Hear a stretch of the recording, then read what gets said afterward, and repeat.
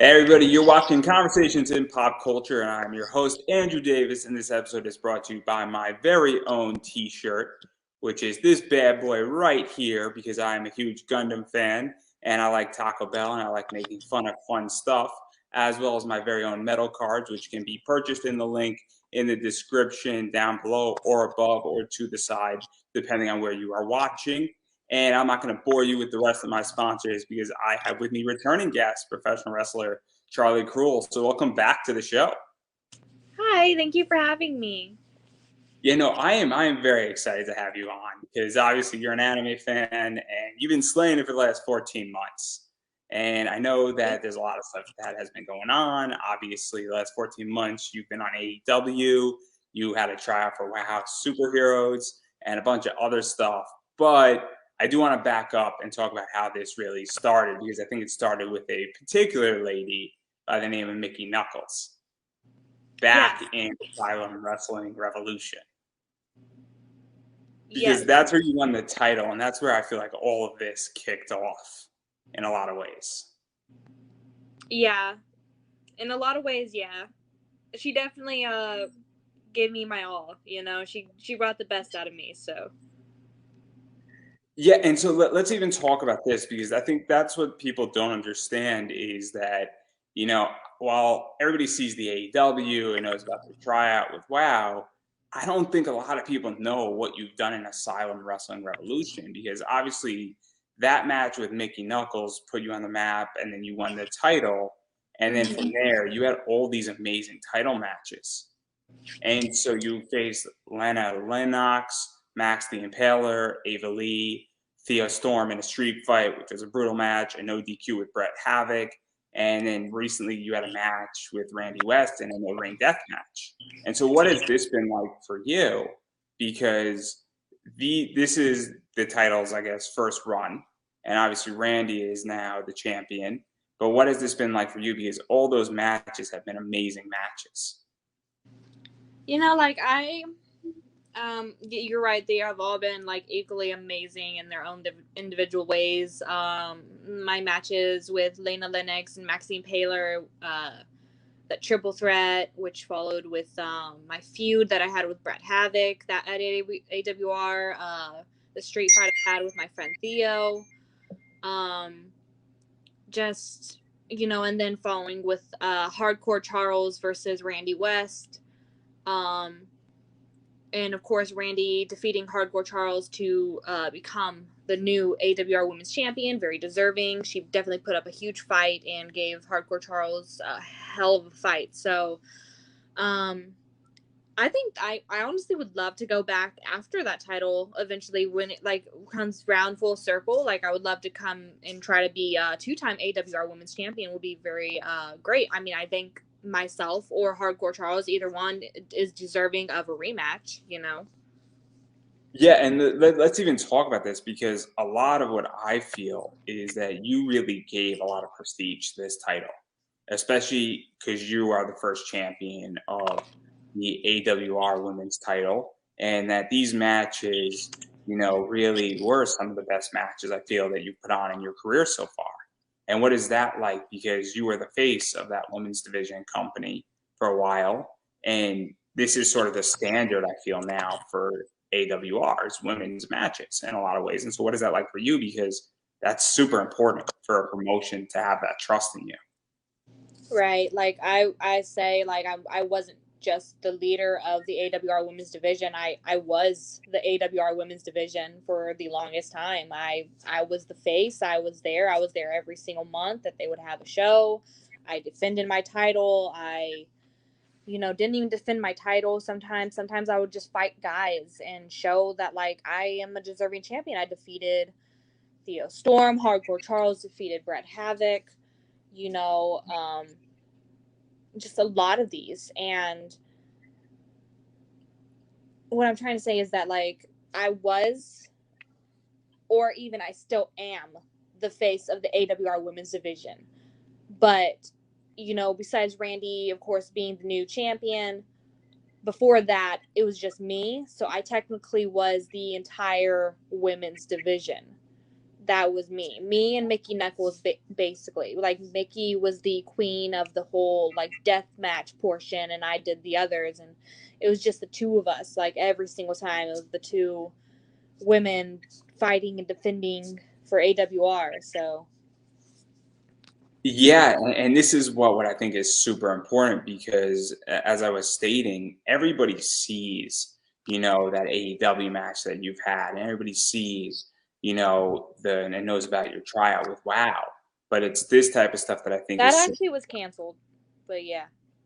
but everybody knows about it nonetheless. And Yeah, it's the yeah. idea that Yes. one of the things is that, but I don't think people see the hard work and see what you've actually done and how you carried that division. And then even going into Girl Fight, obviously you and Mickey Knuckles have massive history where the two of you have torn it up a bunch of times as well. And that's another thing that I think people don't know. And these are amazing matches. And obviously, what was this like? Because I think you were challenging, Mickey Knuckles at, IWA East Coast, Girl Fight, also an Anna Fight Underground, and a variety of other places.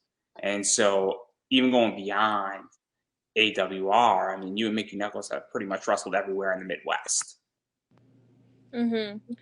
She also partially trained me a lot during the pandemic. She was one of my main trainers. She's like my mom in the business. She basically raised me a lot in this business. So a lot of my best matches have been against her. And what is that like to obviously wrestle your trainer? Because your trainer knows your style, and wrestling is a very interesting business. And not to reveal too much behind the curtain, but I think that, obviously students and trainers have amazing chemistry together when they're putting on a match. And it's the idea that Mickey knows what you can do, you know what Mickey can do, and it also allows for experimentation and different move sets and different outcomes to happen and even pushing the line of what can happen. So what is that like? Because that's something that if you're meeting somebody for the first time, it's a lot harder to develop that chemistry per se. Right, and Mickey's definitely brought the best out of me. I would eventually like a match between her and Hardcore Charles, my other persona. That has not happened yet, surprisingly. But yeah, a lot of my best matches have been against her. She definitely knows my weaknesses, my strengths. So having matches with her is just very, very fun. So. And then even going into this hardcore Charles position, and what is that like? Because I love that persona, and I love the aggressiveness out of it, and I love the fact that it's a whole new side of you, for lack of a better word. And I personally want to see more of it. So what is that like, and even how developing that? Because that's something that is almost a home run, what I call, because it really does connect, and it's fun to watch it in a lot of ways. And obviously, you have, as Charlie Kruel, you have a very cool persona too, but Hardcore Charles is something beyond interesting, and I love seeing Hardcore Charles. So Hardcore Charles was actually originally a joke.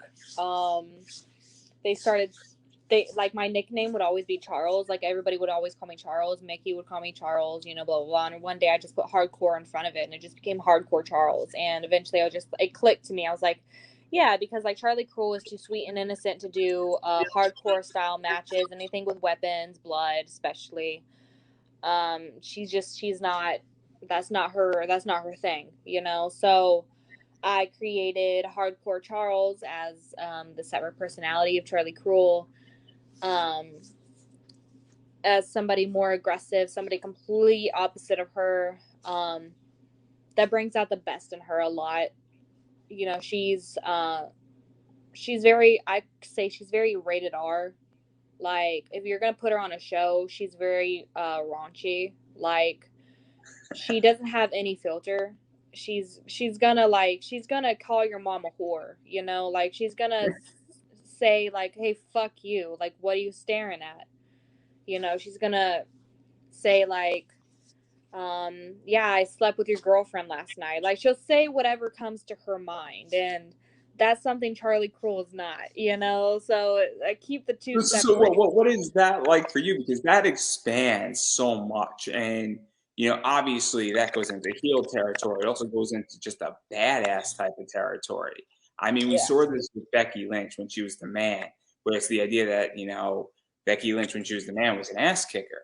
And that's what Hardcore Charles is in a lot of ways. And it's a lot of fun. It's even going back also to Finn Balor as the demon in a lot of ways.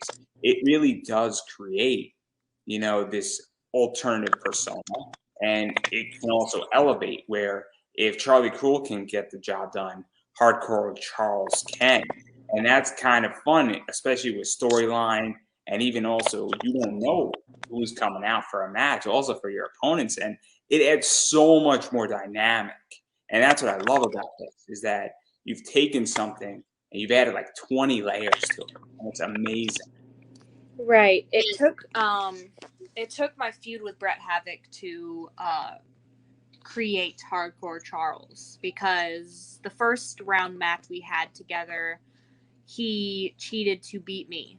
And I was like, there needs to be another match where it's not Charlie Kruel, because he's done pissed her off to the extreme to where she's going to bring out her next persona, which is Hardcore Charles. And it's just like, you know, once the music hit, like she uses Smack a Bitch by Rico Nasty. If you haven't listened to it, you should.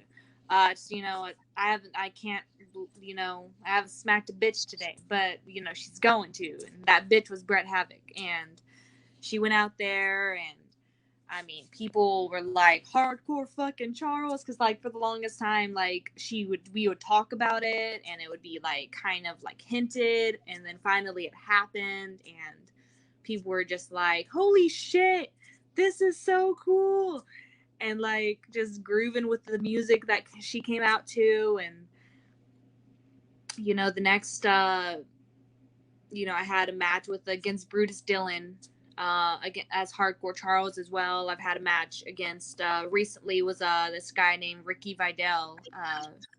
I was Hardcore Charles there as well. Hardcore Charles is like a rare occasion, you know. She's like, you gotta do something to bring her out, you know what I mean?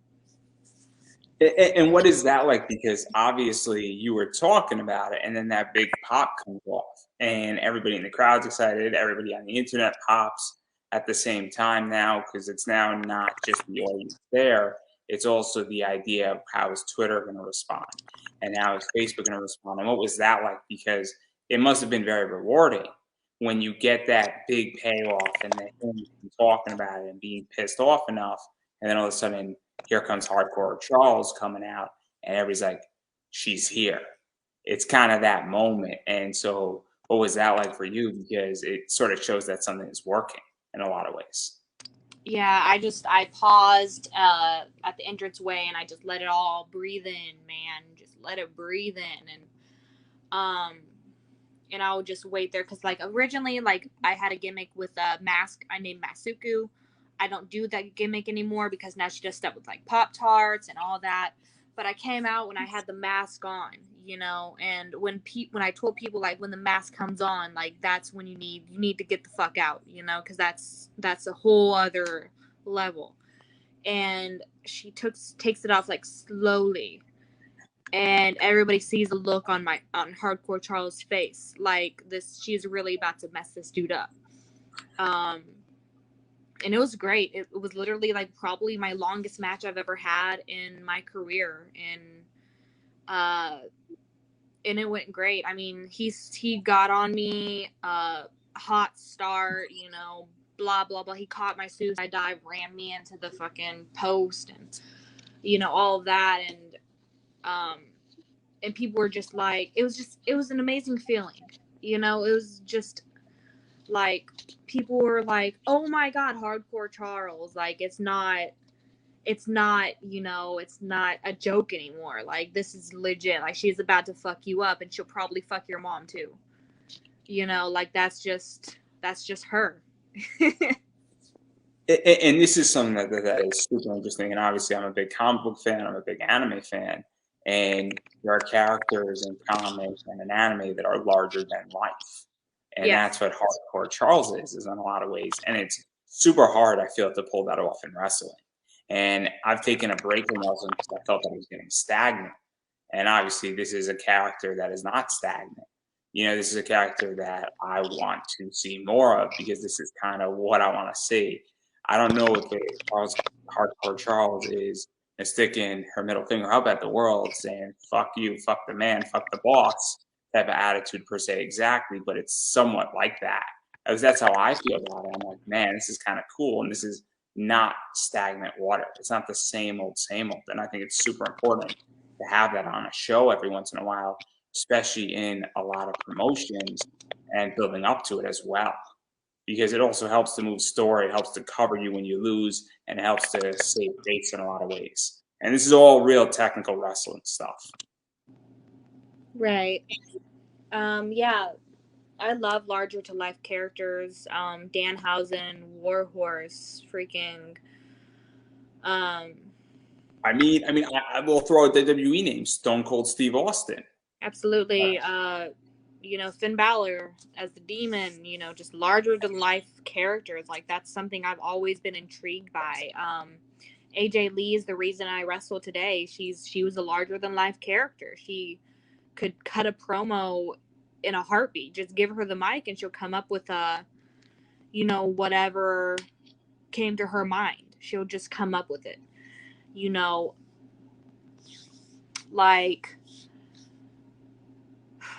Like she was so different. And sorry, I'm getting texted by so I'm getting ADHD a lot right now. But what I'm trying to say is that You're fine. What I'm trying to say is that, like, she was a larger than life character, and she intrigued me, and she's the reason I do what I do today. She's the reason I have a larger than life character, because I base a lot of my stuff, even in my wrestling, what I do in the ring and stuff, because of her. She was a larger than life character, and I love larger than life characters. You can literally, like, be a whole character and not do anything in the match, but still get over, like Rover. You don't have to do a lot of shit. If you're a larger than life character, like my Pop-Tarts shit, it gets over. Like, I start my matches a lot of times with my Pop-Tarts, and I love the chance of eat the Pop-Tart, or like Pop-Tarts, or we want Pop-Tarts, or like something that has to do with Pop-Tarts. It's like, who knew one day Pop-Tarts would be getting over as much as it is in wrestling right now? It's crazy. Yeah, no, it is super crazy. And then obviously backing out of Hardcore Charles for a second at least, and hopefully I won't get suplexed for it. But but also going into Emerge Wrestling, because obviously Hardcore Charles travels in and out of promotions, travels in and out of different matches, but obviously every promotion sort of notices what every other promotion is doing. And the wrestling world is very small.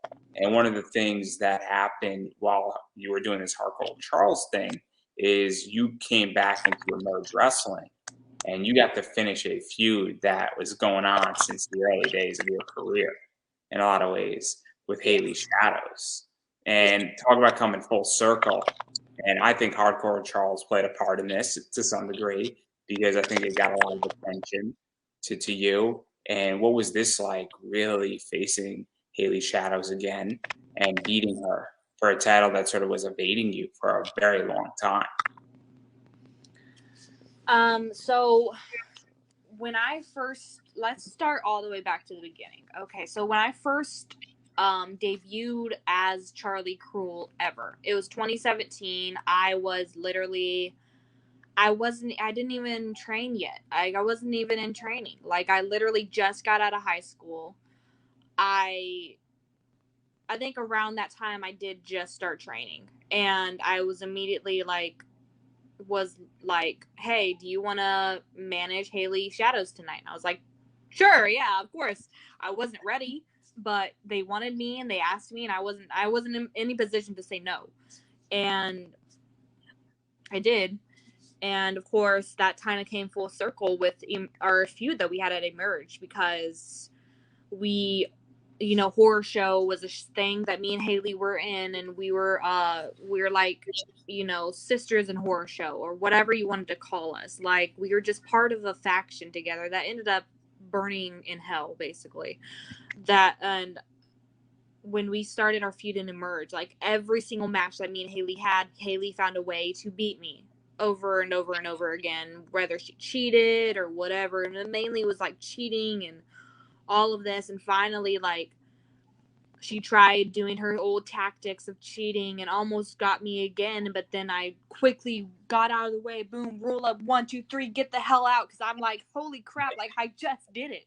I just became like, Emerge Wrestling was one of the first places that gave me a chance when I first started. Like, when I got out of my training school, they were my first place I ever really started at. And they literally, like, it was like one of the titles I wanted the most. And I finally got it. And I'm still champion to this day. I just defended it against Selena Dean. I'm about to defend it in New Jersey against Randy West. Like, it's coming full circle. So it was pretty dope. It was pretty dope. Yeah, because that's one of the things that, obviously, this is our second interview, and I know we dove into the Emerge stuff, and we were talking about, I think, in the last one, that you were getting excited and hoping that you get another shot at Haley.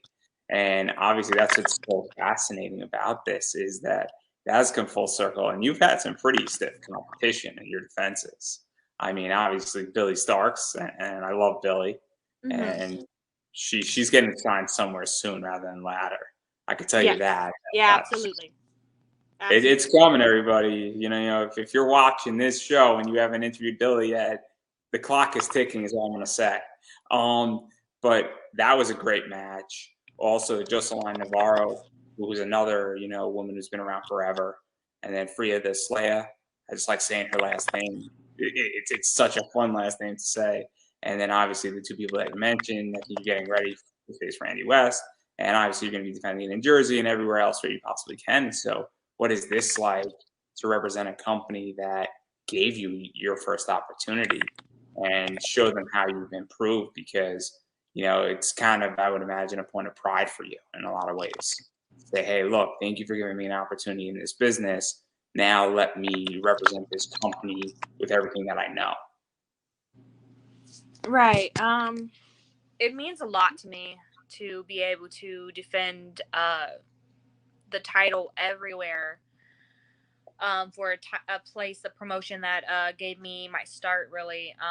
They definitely helped create Charlie Kruel a lot. There's a few places that have helped create who I am. Emerge Wrestling's one, AWR is one, Grindhouse, where I, you know, first started, obviously, was one. My trainers, my original trainers, Rudero Lamada and Rudy Switchblade.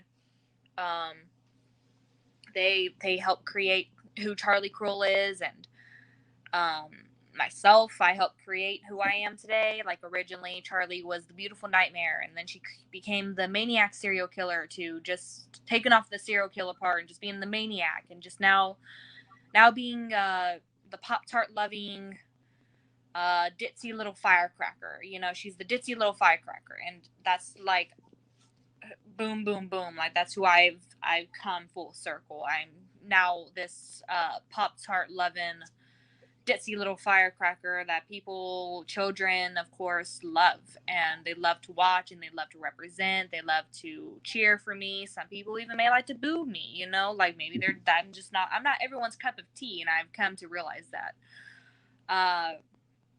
But yes, back to Billie. Billie will definitely be signed soon once she turns 18, gets out of high school, does all that yada yada yada fun stuff. Yeah, she's definitely gonna get picked up quickly. I train with her a lot. She's somebody that's helped me, has also helped a lot with Charlie Kruel, and who Charlie Kruel is Billie Starkz. You know, it's Mickey Knuckles is somebody that helped create Charlie Kruel, and it's just been a lot of people. And Emerge Wrestling's one, and it's just a lot of people, a lot of promotions, a lot of places. So a lot has been built into Charlie Kruel. Yeah, and it's super interesting because obviously we spoke like legitimately 14 months ago, which is crazy. And the last 14 months have been night and day when we last spoke. and it's super interesting. And another person I feel that has really given you a massive run in like 14 months is Kenzie Black. And there's some serious history between you two. Mackenzie Black? Especially, yeah. Yes. Little Kenzie. I love her to death. Yeah, Some she's serious history. There's some serious history. There's some well fought and wars of matches between the two of you. we've only ever really had one singles match. We've had triple threat matches. I think we had one singles match. She ended up beating me in the match, and I ended up like kicking her ass afterwards, and the people cheered. Like, they cheered because I was kicking her ass, and I was like, okay, well, this is not working, obviously. So I was like, yep, that's not happening. So they wouldn't even let me turn heel. They just kept me babyface. So the fans wouldn't let me turn heel. They wouldn't. So I was like, whatever. So Pretty much. let's talk about that, because obviously a company has an idea, right?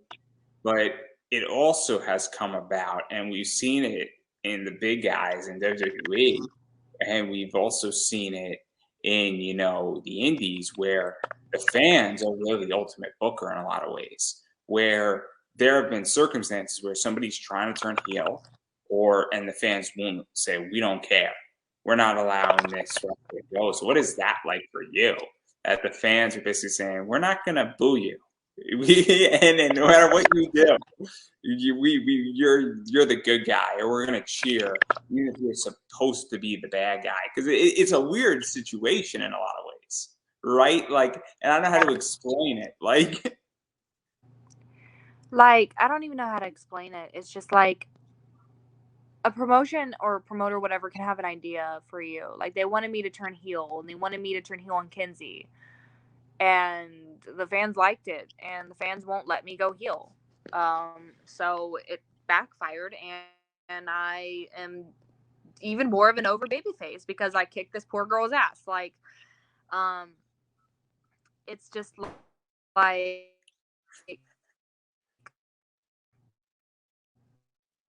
Oh, you froze. I don't know. Like, fans will definitely, if you go out there and you're trying to be a heel and they're cheering you, you're sorry. Did you freeze? Am I freezing? Yeah, you're freezing, but I think you're fine right now. Can you hear me? Yeah, I can hear you now. Okay, cool. Back to where I was talking about. Shit, what was I talking about? Oh yeah. How fans will sort of cheer you, even though you're supposed to be the heel, and then they'll cheer you and all that stuff, and how it's like I don't know how to explain it to anybody. It's the weirdest thing.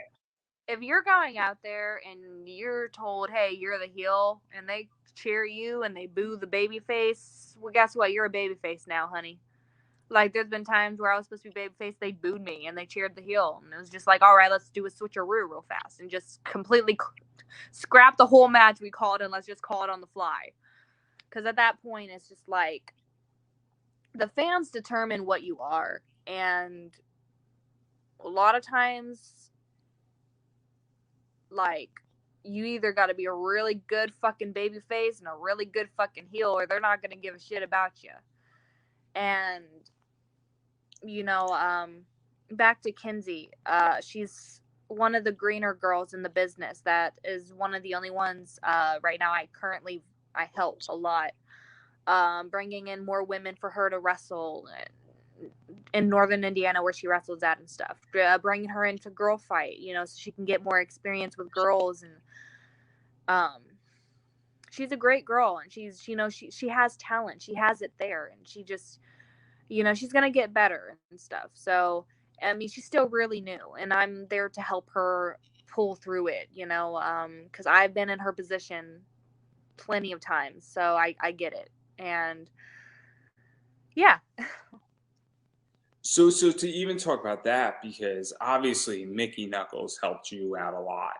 And I hear stories both ways in wrestling, where, it's the idea that somebody takes somebody under their wing to some degree and helps them out. And then also sometimes nobody does that, and somebody has to go figure it out on their own. And they don't have a mentor, they don't even have somebody who helps them. or somebody who is even providing a little bit of guidance.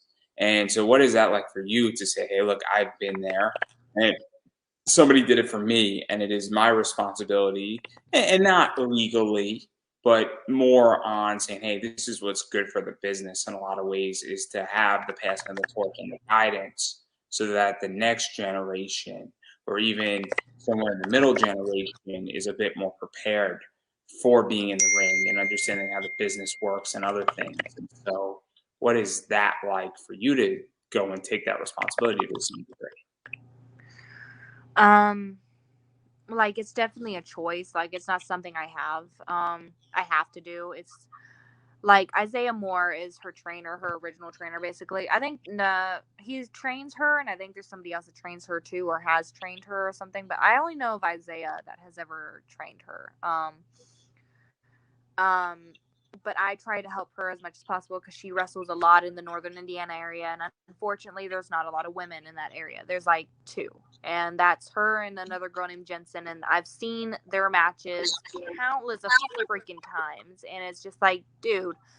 So like the people have seen this match happen so much. I'm tired of seeing it, so I'm like, I want to bring in more women to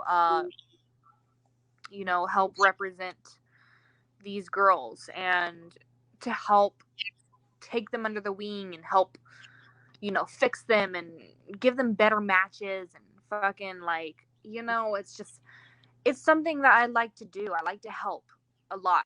I like to help people more than I like to help myself. And somebody I like to help a lot is Kenzie. And she's a great girl. Somebody I think that would be great to have on your show one day. Somebody that can get a start somewhere. So, yeah.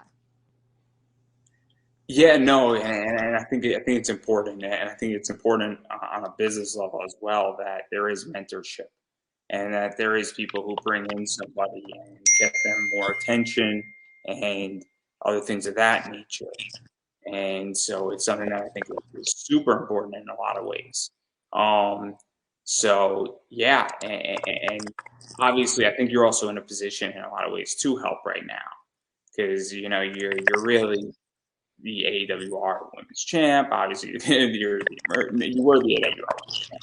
Randy West is now the champ, but you're Emerge's champ, and also you've gotten a bunch of press where you're running in OVW, which is a very cool promotion in a lot of ways. It's a very rich promotion, and I think you were running there prior, or you were starting to come in before COVID. And I think we touched upon a few matches the last time we spoke, but you've got a lot more of those matches now.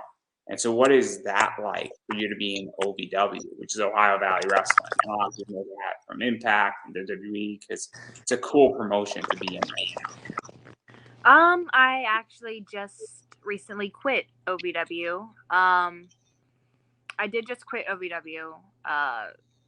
A long story, but it was great for me to get experience and exposure. I love everybody there, from the production team to Al Snow to Maria James to all the girls, all the guys. I love every single person. I just wasn't getting much out of it as I wanted to at the end of my line, so I chose to go my separate ways with Ohio Valley Wrestling. But definitely keep watching it, definitely keep supporting it. They're going to be having great things come. All these girls are very talented. They all have a good future ahead of them. So just keep watching, keep supporting. I'm not going to push any further because I don't want to burn any bridges for anybody here. Obviously, I'm sure at some point that story, if you choose, will come out. But we could talk about the coolest thing that I think has happened to you so far, and that's AEW, because that was amazing in a lot of ways. And obviously, how did that even come up? Because AEW, I know, gives a lot of wrestlers on the indies opportunities, and I think they have a whole business idea and plan, and I don't know the whole extent of it, but a lot of people from beyond have been on AEW. A lot of people from the Midwest have been on AEW, and then people from promotions I've never heard about have been on AEW, and then some people get signed and a variety of other stuff. And so how did that come about? Because you got the wrestler Ruby Soho, obviously Ruby Riott, Heidi Lovelace, and I don't think in your wildest imaginations you ever thought that a match with her would ever happen. Is a fair assumption. Yeah, not at all. When I got hit up that I was wanted for AEW, they were coming to Indianapolis. I literally like lost my shit. Like, it was just a huge opportunity. I appreciate it. I want to go back so bad. Ruby was super cool to work with, super sweet. I would love to have a match with her again. Super cool person. Everybody was super nice to me backstage. It was all laid back. You know, people were just kept to themselves a lot and very welcoming. You know, shook everyone's hand and, you know, said hi to everyone and, you know, got to know some people outside of the ring. And it was a cool experience. And I love and appreciate it so much. I respect every single person in AEW and WWE. I respect everybody. So. Yeah, and to even talk about that, because what is that like? Because obviously AEW has a huge reach. You know, it's one of those things, and even just getting that massive exposure, what is that like? Because there's a bunch of people who obviously know who you are, but there's also a lot of people who don't, and then they see you on AEW, and then it's like, oh, I now want to see who Charlie Kruel is. You know what I mean? And so, what is that like? Because it is a big piece of exposure, and it's pretty much put out there for a lot of people to watch it. Mm-hmm. It's incredible. I don't even know how to explain it. Like, the atmosphere of being out there. Like, I'm trying not to cry. Being out there and being in that ring in front of fans and people like super confused, like, oh my god, this girl, did she seriously just start patty cake in a wrestling match? That was crazy. But Ruby loved the idea. Dustin Rhodes loved the idea. It was great. And literally, I'd do it again. I would love to relive that moment again. Literally, it was super cool, super fun. They had to base me out of Louisville, Kentucky, because Ruby's from Indianapolis, so they had her come from Indianapolis, and I came from Louisville, which is not that big of a difference because I literally live right next to Louisville, Kentucky, so it wasn't that big of a deal. And it was just like a huge experience for me that was the biggest audience I've ever wrestled in front of. And literally, like, I'd do it again in a heartbeat. Absolutely. Yeah, and also I think it's good that when people get introduced to bigger audiences, you know, I used to do a lot of public speaking, and I've had a few occasions where I've sold out a room. And it's a very good experience because you understand, and then it's like you do it, and then you can do it again. And it also changes how you approach how you speak. And I would imagine that if you're wrestling in front of 50 people, and then you're wrestling in front of 300 people, or even 1,000, or even more. I don't know how many people exactly were there, but I think the point is made where now you know how to wrestle in front of more people and know that a lot of people you know. And that's something that you can say, hey, I'm comfortable with X amount of people seeing me, and it also being really seen and far reaching on the internet, you know, as much as, you know, content is just exposed and put out there. You know, AEW has very much a wider reach than a lot of other promotions. And so what was that like? Because it does add a lot of legitimacy and comfort level and a new skill level as well, I feel, to what you can do. Right. Like, it's just crazy. Like, I went from like wrestling in front of 10 people to wrestling in front of 10,000 people or 1000 or whatever. Like, it was crazy experience. I even got a chant because there was people in the audience that knew who I was and started chanting Charlie Kruel, and that was something that blew my freaking mind. Like, oh my god, they know who I am. Like, that's insane. And when I went outside to go home, of course. Crazy story, my ex-boyfriend, we weren't even together then. He picked me up and we went home and stuff, because at the time we were like, we ended on good terms, so we're like, okay, cool. So he picked me up and I was waiting for him, and fans were coming over to me, getting pictures, asking me questions, autographs, whatever they wanted me to give them. And that was like something that was crazy to me, because like when I was younger, I used to stand outside like WWE shows and get people's autographs and pictures with them. Like I have pictures with like Bailey, I have pictures with Alexa Bliss and Mick Foley, and I have pictures with who else do I have pictures with? God, I have so many. Brian Kendrick. I have pictures with the Bella Twins. I have pictures with, you know, God, so many different, Seth Rollins, God, like so many people. Like I've met Bailey twice. Like one time I met Bailey in a hotel. I met Bailey, this was before heel Bailey, so she was super babyface then. Met her in Hot Topic, and like and then now I'm kind of meeting fans outside of my performances and even before, and it's crazy. It's like a dream come true, you know what I mean? Yeah, I would love to say that I can relate, but I can't. You know, I've never had that experience. I mean, closest thing I've ever had is somebody after a panel comes see me the next day, sitting at a table at a convention, like eating my lunch, like, "Hey, man, how are you?" And just pick up a conversation, and you know that's the closest thing. It's nothing like, you know, obviously people coming in and the script flipping on you, and people, Right. you know, approaching you out after a match and wanting a picture and wanting to talk to you. I mean, that's like a huge deal, and it also is sort of a sign that you made it to some degree as well, I would imagine, where it must be very rewarding because that means you're doing something right. It's very much a positive feedback loop, and so it's something that's super cool, I would imagine. It was super crazy, super cool. I loved it.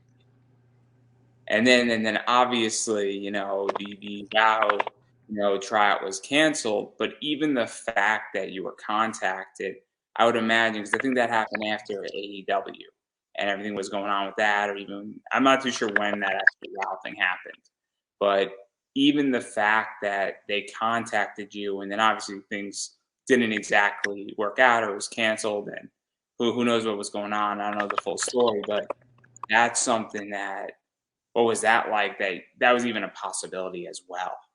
Because at this stage, this is what I mean, where the last 14 months of your career has been awesome, by definition, because all of this stuff has popped up for you and you're on a roll here and you're just running with it. And I don't think it's going to stop anytime soon. Literally, it was super sad and depressing that WoW had to cancel because of COVID. But it was it was still an opportunity that like they know who I am, you know. It was still there, so they know who I am. They have my connections. They know how to contact me if they ever want me.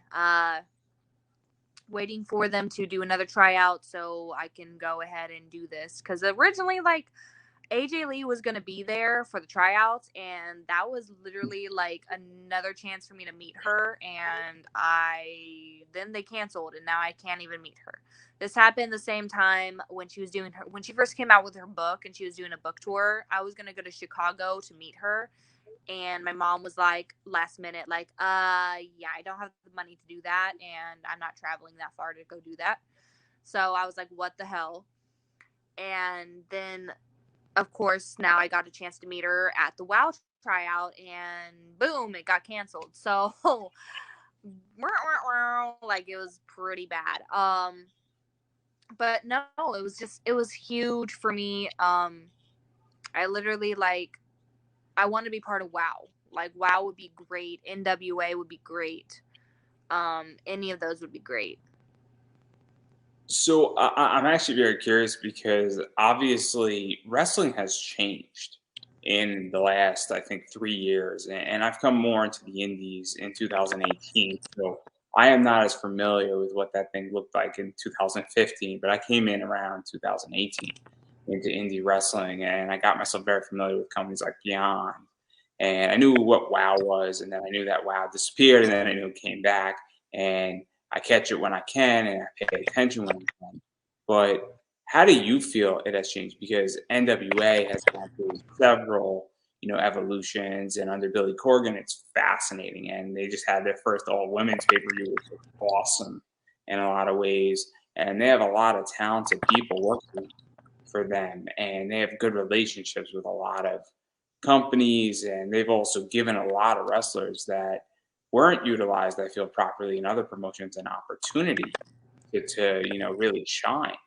And so I'm curious how you feel, because you're on the inside and I'm on the outside of the business in a lot of ways, and how it has evolved, obviously in the last, I mean, the COVID era, I think is a good way to put it, because and even going beyond fanless shows and things of that nature, because things have popped up very much, and a lot of interesting companies and promotions have popped up. And I'm going to mention a word, and we're all adults in the word. It's Camp Leapfrog. You don't need to go hash out. I like Camp Leapfrog. There's one problem with Camp Leapfrog, and we don't need to go through it. And I think we're all adults. We can handle, and we all know what I'm talking about, right? Hopefully. I've wrestled for Camp Leapfrog, yeah. Yeah, but we're all adults, and we all can be an adult about the topic, is all I'm gonna say. Yeah.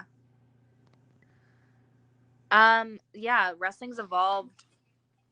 God, wrestling evolves more and more every year. Like, it gets better. Women's wrestling especially is like, came from nothing to being one of the most must-seen at shows, you know what I mean? Like, women are busting their ass just like the guys are, and it's crazy. It's a crazy experience, you know what I mean? Yeah, and also, do you feel that I guess, the attention and women, I feel, have been given the opportunity in the last 2.5 years, more so than ever before. And there's a lot of reasons. I don't know every single reason why that exactly happened, but there's been a massive shift where obviously they're getting a lot more airtime, and the big time players, WWE, AEW, Impact, and on top of that, I think it's trickling down. And also, I think that there's also just more discovery is happening as well with talent. I mean, I just watched the match with Shaz and Kenzie, and Shaza is an amazing wrestler.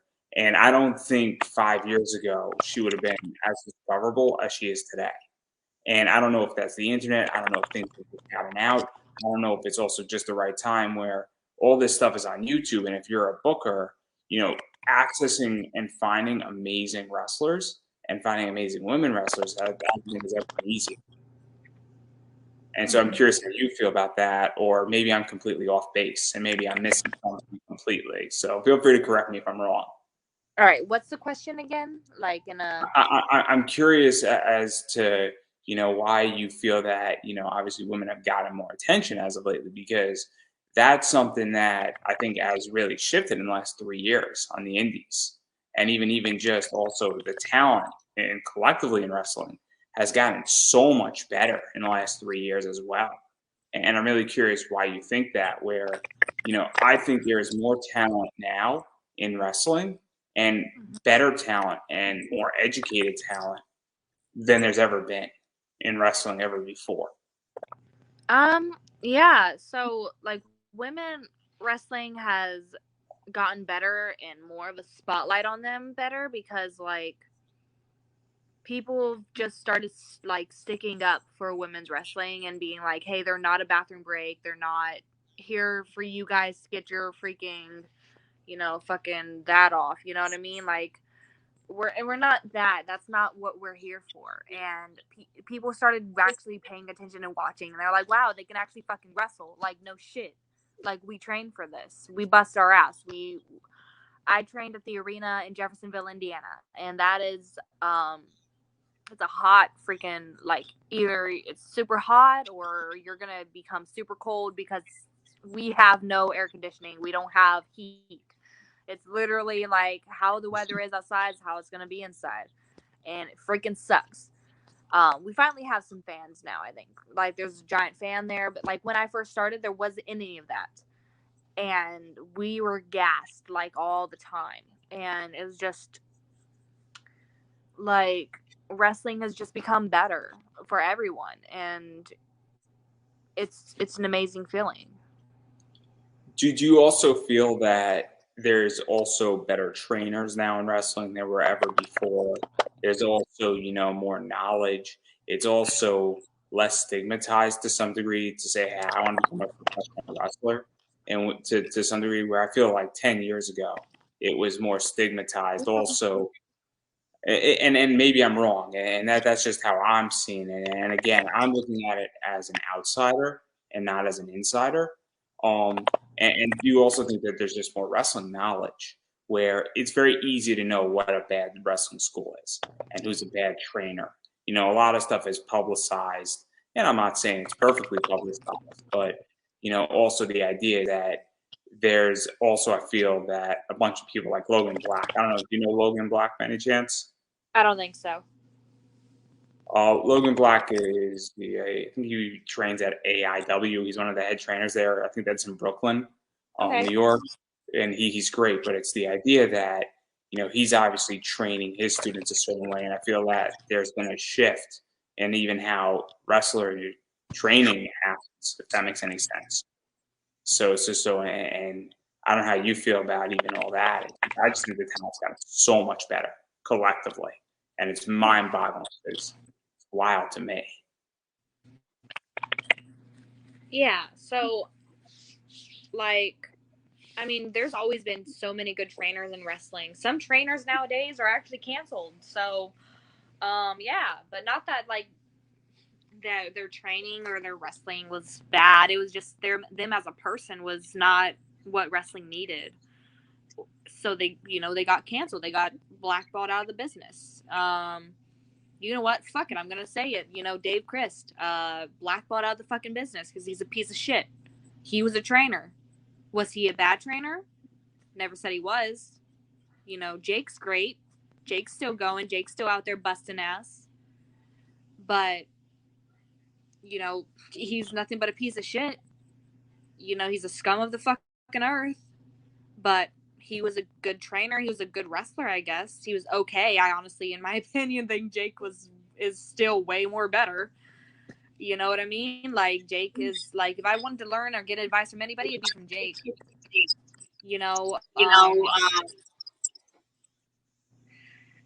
Like, there's so many more trainers now. Like, Billie Starkz, she's not a trainer, but she has helped me a lot as a person, as a fellow wrestler, that like one day when she decides she wants to take a break from wrestling or step back a little bit, she could be a trainer. She could be a great trainer. Like, she could have her own training school. I 100% believe that she can do that one day. There was one time where me and my ex wanted to, when we were done with wrestling, to have a training school. Me and him both. Trainers there's a lot of good trainers out there in the world, and there's a lot of shit trainers too. So you just got to pick and choose. Because when I first started, I'm not going to say any names, but there was a place that was in Indianapolis that was the only place close to me that was training, and I was told strictly do not go to them, because if you want to learn how to wrestle and you want to do it good and you want to take time with it, then don't go there. So I traveled 2 hours away 2 times a week to Grindhouse Pro Wrestling in Jeffersonville, Indiana, to train and become a wrestler. And it took me 8 months until I had my first debut match. So Yeah, I think research is uber important at this point. Obviously, one of the things is that I interview a lot of people in the comic world and on Kickstarter. And when I back a project, I actually look up who that person is. And I was having an interview with somebody, and after the interview, they actually said, I am thoroughly impressed that you actually look up who you're interviewing and who you're backing. Because I don't want to interview somebody in the comic book world, in the voice acting world, or in the wrestling world, or the cosplay world that says somebody can't cosplay, or somebody can't become a wrestler, or try to become a wrestler, or shouldn't pursue their dream and at least try. And I think it's very important to actually do your homework at this point on who you're talking to, what you're talking to exactly, what they've said, and even their attitude, and certain things that have occurred. And I think it's crucial because there's a lot of people in the wrestling business who will rough you up, stretch you out, take your money, and say, come back and not teach you shit. It's an unfortunate thing. And then also it's the idea that there's plenty of people who have bad behavior, and do you really want to give, well, my favorite saying, you want to give a drunk a drink. You know what I mean? And I think that that's a real issue. And I think people have to make real decisions on, and is you got to live with yourself on how you approach it, is all I'm going to say to everybody out there. But I'm not here to pontificate. And then I think we all know what Cool you're talking about. We don't have to say it. And said person, I have a pretty good idea. And if you know it, you know it. It's one of those things. And you could shoot as much as you want on my show. I don't care. Awesome. After the Lufisto shoot on my show on CCW for 45 minutes straight, with very few interruptions, it is a shoot open. Casey Cattell shot on my show too, which was fun. That was a fun one. That was at the end though. I wish he shot the entire thing. It would have been great. Unfortunately, Brandon wasn't in that interview. Oh man, that would have been an amazing shoot interview with Brandon Kirk. Oof, it would have been great. But I digress. And then I got one more person to ask you about, and that's Alice Crowley. Yeah. When's the war going to be over between the two of you? Is the only question I have. Oh my gosh, the war between me and Big Al is never going to be over. It's just like so weird because like we're friends and everybody knows we're friends, and we literally like try to start a tag team called Sugar and Spice. But I love bully version of her. Like literally I love the heel version of her. Like it's so funny. Like she's so much more aggressive as a heel, and I love it. So we have matches, it's always a banger. So I mean I have fun with it. Yeah, I'm just waiting for a street fight, a hardcore match between you and Hardcore Charles, and you give me that, and I will happily be a happy camper on that one. That's all I'm going to say. And I'm looking forward to several of those matches. That's all I'm going to say on that point. And I do want to go speed round with you on anime. So, Hunter x Hunter or Demon Slayers? Demon Slayer. Naruto or Bleach? Naruto. Dragon Ball Z or Sailor Moon? Damn. Dragon Ball Z. And favorite anime character of all time? Itachi Uchiha. Is there a reason why? There's not even really a reason why. I just think he's a badass. He killed his entire family and was like, looked at his brother and was like, you know what? I'm going to keep you alive because I want you to suffer and I want you to have revenge towards me. Like that's pretty freaking salty. That's a good heel.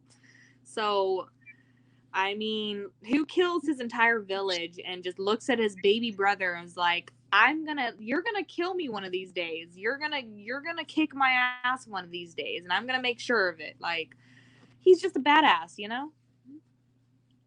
Fair enough. I like Itachi a lot. I have my Itachi Pop Funko from like Ace exclusives. Nice. Very, very hard Pop Funko to find. Very expensive Pop Funko to find. I think it's like $70-$80 on eBay right now. Oh my gosh. And yeah. I'm one of those guys, and I'm a Pop Funko collector. So yeah, no, it's a great one. And then there's a few others that just came out. Like the one with the crow is super cool that he has. It's a cool Pop Funko, but yeah, I love Naruto. In case anybody didn't know that either, I'm a big anime weeboo, and that's all I'm gonna say. And before I embarrass myself, because I'm old school, like I go back to the 1950s anime style. But I digress right there. Obviously, I love interviewing you anytime. Obviously, though, I do want to give you a chance to self-promote. You answered all the speed round questions correctly. I just want to clarify that. All the answers that you did not answer were wrong. So all the answers you did were right. No, I digress right there. But where can people find you, support you, check out your next match, buy your merch, bother you, book you for a match, and get you booked places, and anything else you need to say? So you can find me anywhere on social media. Just look up at Charlie Kruel. That's Kruel, not with a C. And booking.cruel@yahoo.com is another place you can email me. Please, if you email me, please make sure it's for something to book me, podcast wise, wrestling show wise. Don't try to email me to try to start a conversation, because that's not the place for it. So that's more of my professional thing. YouTube, just look up Charlie Kruel Wrestling and you can see a bunch of random stuff of mine. So yeah, and I'm going to keep saying it, and I'm going to keep pushing it out there. I've been saying it for almost 3 years now, and I'm going to say it again and again and again. You have to support indie wrestlers, and the way you support indie wrestlers is in a variety of ways. Obviously, going to matches and shows that they're on is very important, whether you're cheering or booing them, and actually engaging with them while they're wrestling and being there. Secondly, when you're at those shows, if they have merch, picking up a t-shirt, an 8x10, anything else they got, super, super important, because that is how wrestlers, obviously make extra money and subsidize their income, and it's very important, and that goes directly into their pocket. Now, let's say you can't be at a show, but the show is live streaming on a place like IWTV, Fight TV. I can't think of any other networks, but there are, or YouTube or something like that. Tweeting about it makes a huge difference as well. So I recommend everybody do that as well. And then finally, you can order things off people.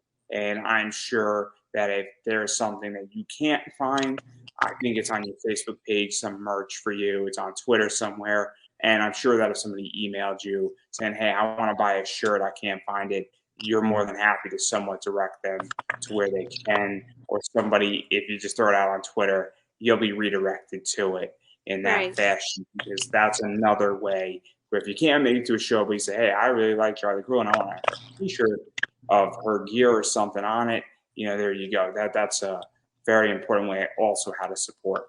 So obviously those are just ways how to support wrestlers, and just following them on social media and engaging with them on social media, especially when they're actually wrestling. That's massively important. So please do that. Again, you can support them economically by buying their merch or through social media, but you should really be doing both. As far as I'm concerned, obviously, I have a t-shirt, I have metal cards, all that's in the link up above, down below. You could share this out, hit me up. You could bother me if you want to start up a conversation. I am more than happy to do that. I love talking about comic books, anime, wrestling. Just don't send me anything inappropriate that you would not send to your mother, and we will be perfectly fine. And that's everything I got. And on that, I'm going to give you the final word. Thank you so much for having me. Oh, thank you for coming on. And everybody, that is a wrap. Absolutely. Thank you so much.